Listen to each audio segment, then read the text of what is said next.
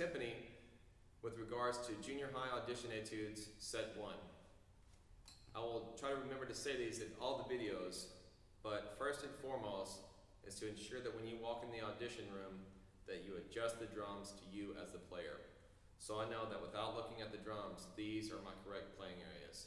Take your time, be a professional, adjust the instruments to you. We're going to talk about, the first thing is sticking policies. We try to incorporate what would be in the traditional vernacular of a junior high percussionist, and so they should understand natural sticking policies. So if we play the first measure, if we played it on snare drum, we would have right, left, right, left, right, left, right, left, right. So in turn, on timpani,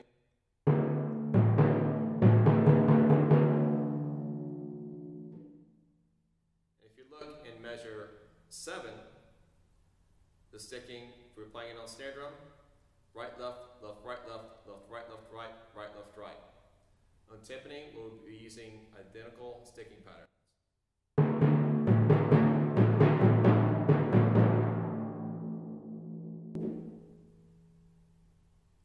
This does change in measure 4, where I would start on the left hand.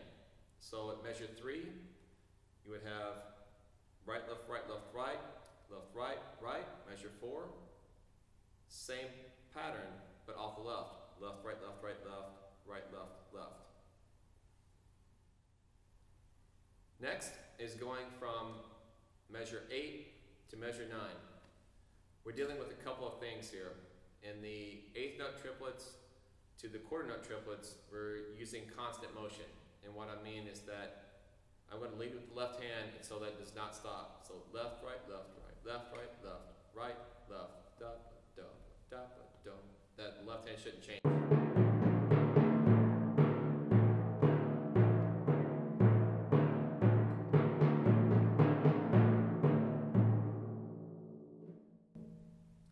Next is that we've got to go from a rhythmic transition where we've got compound, or the quarter note triplet, into a duple pattern.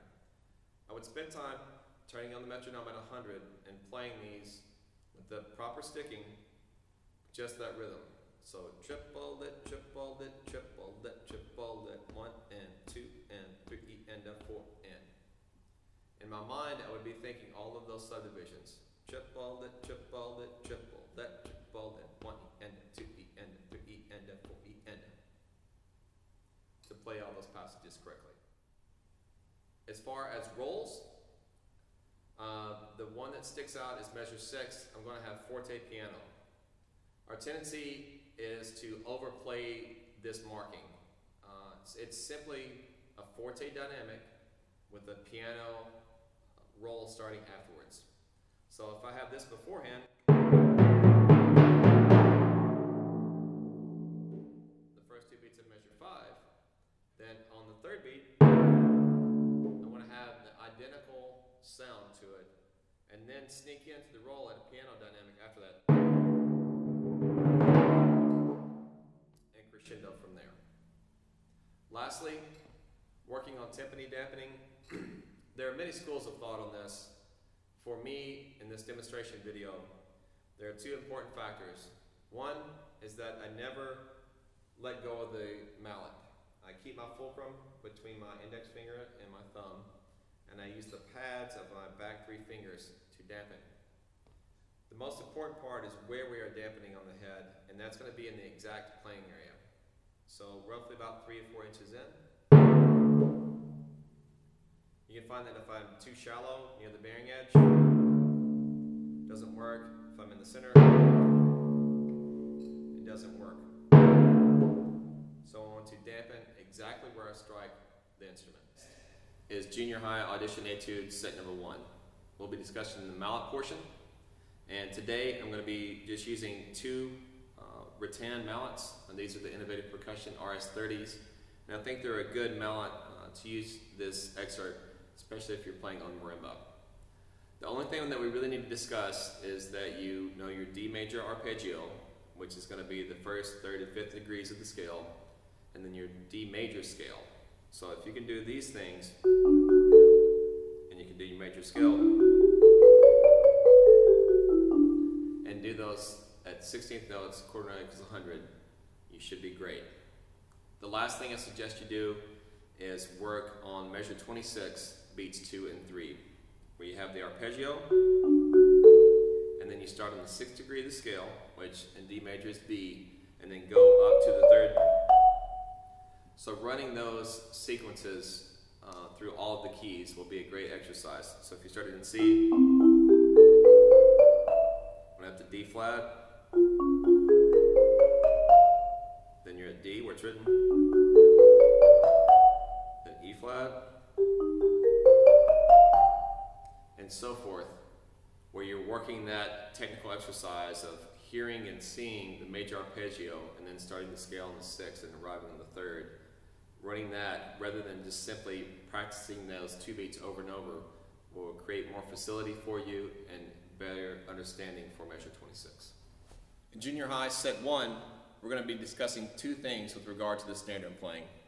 The first is the crescendo, decrescendo roll in measure 36. At quarter note equals 100, you have a multitude of options you can do. I'm going to give you 2. The first is to do 16th note patterns. So with the metronome.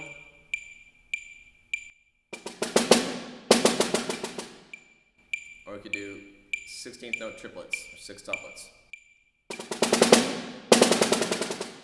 Which would end up being first with the 16th notes. Next with the 6 tuplets.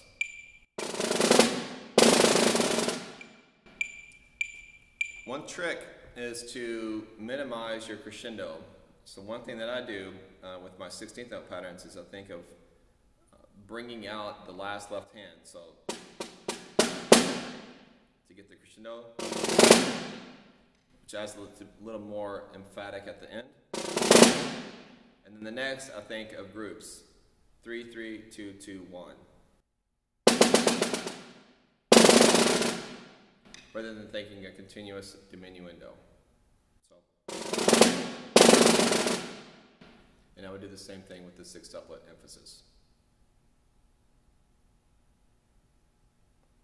Next, in junior high set 1, we're going to be talking about your controlled strokes. And a controlled stroke is a stroke that is controlled after striking the drum, and it's used for sudden dynamic changes. Such an example is at rehearsal C, measure 32 to 33. I will be playing these first 2 bars, measures 32, 33.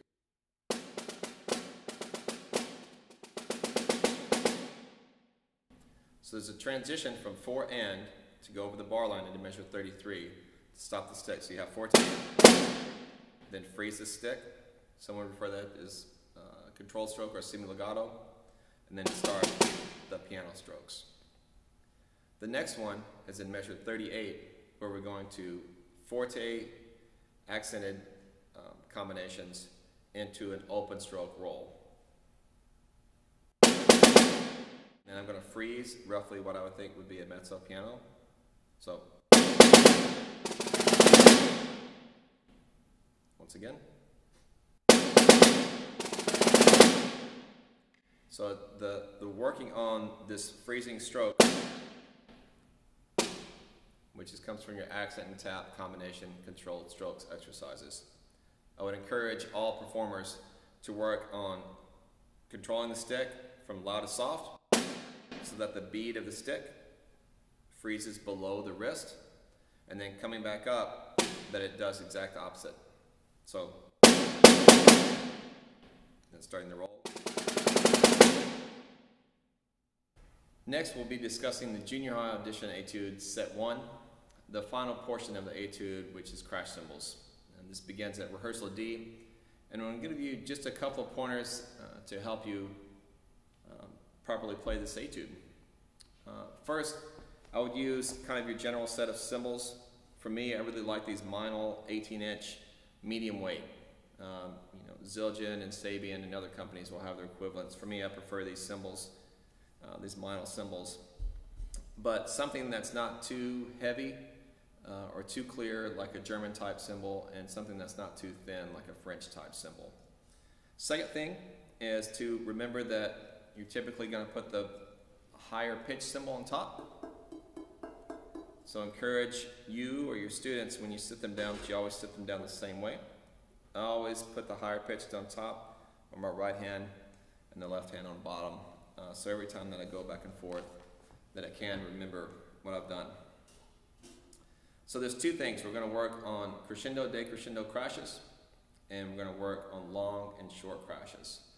So the first thing, remember that, first thing I want to talk to you about, if crashes are sounding bad, one of the reasons is that they're not offset properly. The second reason is that the flames are not proper for their dynamic range. So the softer the dynamic, the tighter the flam, the louder the dynamic, the more open the flam. So I'm going to play a series of crescendo, decrescendo crashes for you.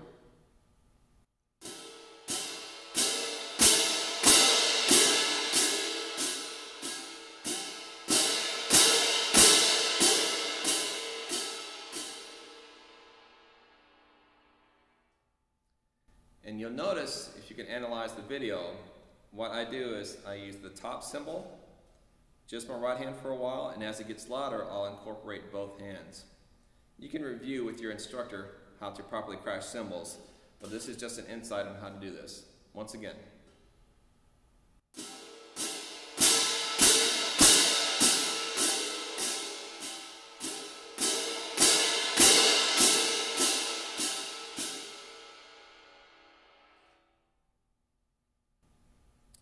Next is working on crash and then dampening the cymbals, or crash choke, if you will.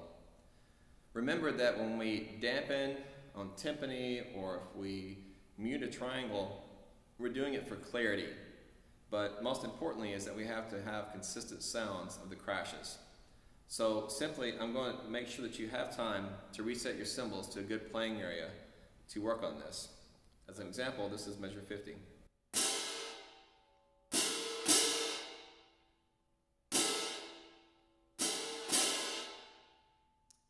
Now, a common tendency is going to be to do this,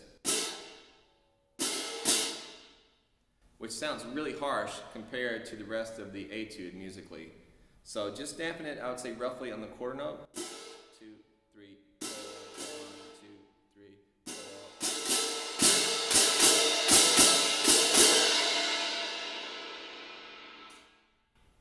And that should give you the proper techniques needed to facilitate this etude.